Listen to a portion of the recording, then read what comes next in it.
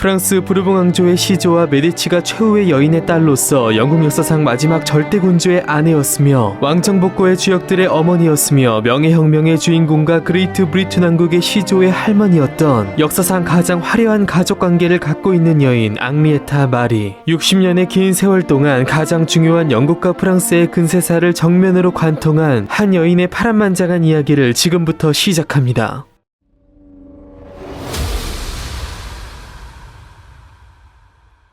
1609년 프랑스 루브르 궁에서 부르봉 왕조를 개창한 국왕 앙리 4세와 마리드 메디시스 왕비 사이에 막내딸이 태어났으니 그녀는 바로 17세기 프랑스와 영국 두 나라의 왕실에서 발생한 수많은 혈연 속 중요한 연결고리가 되는 앙리에타 마리였습니다. 이듬해 그녀의 나이 불과 1살 때 낭트 칙령을 통해 위그노들에게 신앙의 자유를 허용함으로써 가톨릭교회로부터 원한을 샀던 국왕 앙리 4세가 한 광신교도에게 암살됨에 따라 그의 아들이자 앙리에타의 오빠인 왕세자 루이가 루이 13세로 즉위하였으나 그가 아직 9살에 불과했던 만큼 대비가 된 마리가 섭정을 하게 됩니다. 그러나 루이 13세가 성장하면서 권력을 내놓으려 하지 않는 어머니와 갈등을 빚게 되었고 앙리에타의 나이 7살 때 치열한 다툼 끝에 어머니 마리는 결국 유폐되었으며 이후로도 아들에 대항해 탈출과 반란을 반복해 일으킴으로써 국정을 혼란에 빠뜨리게 되는데요. 그렇게 일찍이 아버지를 잃고 연이어 어머니의 보살핌마저 받을 수 없게 된 그녀는 불운하고 불안한 유년 시절을 보내게 됩니다. 그렇게 세월이 흘러 앙리에타는 어느덧 16살의 어엿한 숙녀로 자라났고 당시 스페인 공주와의 결혼 동맹이 무산된 이후 친프랑스 정책을 시도 중이던 그녀보다 9살 많은 한 잉글랜드의 왕과 세기의 결혼식을 올리게 되는데요. 그는 바로 자국의 의회와 끝없는 갈등을 일으키며 영국 내전 촉발의 장본인이자 그 희생양이 되는 찰스 1세였습니다. 그러나 카톨릭 국가의 공주답게 독실한 카톨릭 신자였던 앙리에타는 국교의 형식에 영국에서의 대관식을 치르기를 거부하였고 이러한 모습은 그녀를 바라보는 영국 내 여론에 심각한 악화를 가져왔는데요. 무엇보다 프랑스 왕실의 카톨릭적 분위기에서 성장한 앙리에타는 낯선 잉글랜드에서의 생활에 쉽사리 적응하지 못했고 국왕의 최측근이자 권력의 실세였던 버킹엄 공작 조지 빌리어즈가 왕과 왕비 사이를 이간질한 데다 국왕이 막대한 체류비를 이유로 왕비의 수행원 대부분을 프랑스로 돌려보냄에 따라 부부 사이의 골은 극도로 깊어졌는데요. 그러나 역사적인 권리 청원이 이루어지던 해인 1628년 방해꾼인 버킹엄 공작이 암살되면서 부부관계는 급속도로 개선되었고 나아가 정략 결혼한 부부간에는 보기 드문 매우 친밀한 관계로 발전됨에 따라 아내에게 깊이 감화된 찰스 1세는 그녀의 영향 속 친카톨릭적 그리고 친프랑스적 시각을 갖게 되었는데요.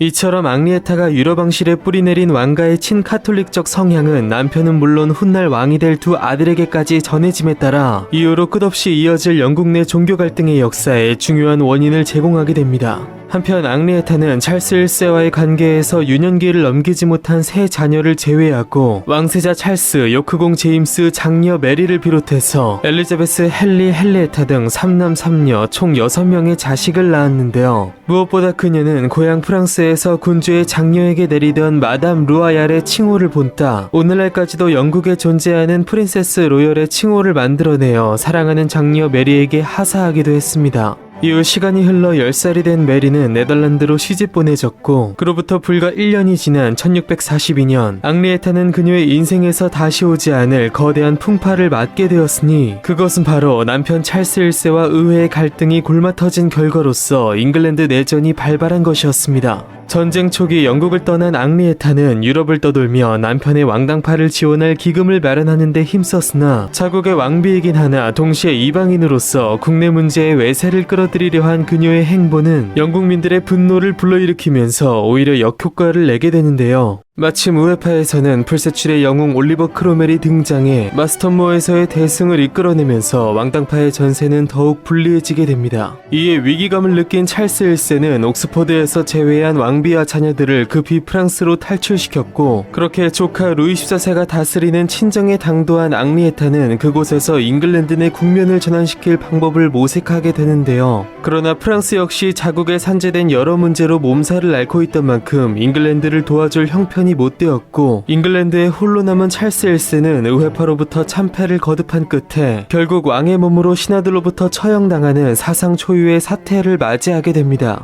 그렇게 왕을 처형시킨 우에파의 수장 크로멜은 왕정을 폐지하고 공화정을 수립했으며 왕관을 잃은 앙리에타와 그의 자녀들은 아직 어린 그녀의 조카 루이 14세의 무관심 속 프랑스 왕실로부터 푸대접을 받으며 궁핍한 생활을 해야만 했는데요. 그러나 희망의 끈을 놓지 않은 그들은 찰스 1세의 복수를 다짐하며 절치부심했고 10년 뒤 올리버 크로멜이 사망하고 장남 찰스가 왕정 복고를 이루어내어 영국의 새로운 왕 찰스 2세로 등극하게 되면서 앙리에타 역시 10년 만에 그리운 잉글랜드 땅을 밟게 됩니다. 그렇게 오래전 남편의 비극적 죽음을 뒤로한 채 어느덧 노령의 왕대비가 되어 잉글랜드에 돌아온 앙리에타는 같은 해 어찌할 수 없는 불명예적 혼전 임신을 이유로 차남 제임스를 타국의 왕족도 아닌 클레런든 백작의 딸 앤 하이드와 결혼시키면서 적잖은 씁쓸함을 느끼기도 했으나 혼인 직후 태어난 사랑스러운 손녀 메리를 보면서 작게나마 위안을 얻게 됩니다. 그러나 탄생이 있으면 죽음이 있듯 같은 해 남편의 죽음을 함께했던 막내 아들 헨리가 런던에서 천연두로 사망한 한편 네덜란드에서 오빠와 언니를 보러 온 장녀 메리 역시 외손자 빌럼을 남겨둔 채 천연두로 사망하면서 늙은 앙리에타의 가슴을 찢어놓게 되는데요.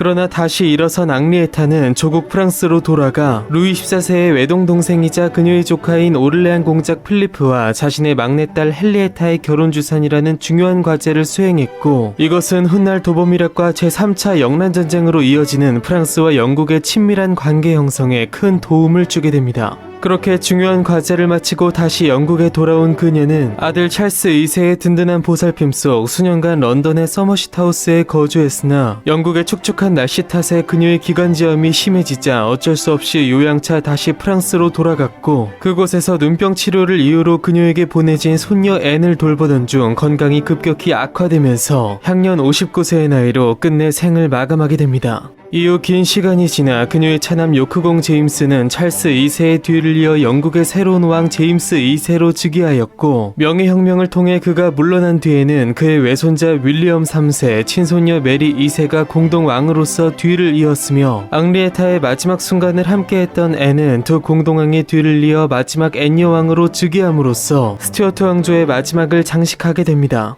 한편 오래전 앙리에타의 시아버지 제임스 1세로부터 시작된 영국의 북아메리칸의 식민지 개척은 그의 아들 찰스 1세 때에서도 계속되었는데요. 1631년 볼티모어 백작 세실 캘버트는 왕의 허가 속 현재 미국 동부 대서양 연안에 식민지를 개척했고 왕비 앙리에타 마리의 명예를 기린다는 의미에서 그녀의 이름을 따 이곳을 명명했으니 이곳이 바로 현재 미국의 수도 워싱턴 DC 옆에 위치한 마리, 즉 메리의 땅 메릴랜드로서 미국 해군 사관학교가 위치해 있으며 미국에서 1인당 소득 1위를 달리고 있는 이 메릴랜드주는 이처럼 특별한 역사가 담긴 주의 이름을 통해 우리로 하여금 그녀를 기억하게 하고 있습니다. 프랑스의 왕 앙리 4세와 마리드 메디시스의 막내딸로 태어나 루이 13세의 여동생, 루이 14세의 고모가 되었으며 영국의 왕 찰스 1세의 아내이자 찰스 2세, 제임스 2세의 모친, 윌리엄 3세의 외조모, 그리고 메리 2세와 앤 여왕의 친조모가 됨으로써 스튜어트 왕조의 혈연관계의 중요한 구심점이 된 것은 물론 프랑스의 공주이자 영국의 왕비, 왕대비로서 살아가며 여장부로서 한평생 후회 없는 삶을 살았던 한 여인의 흥미로운 일대기였습니다.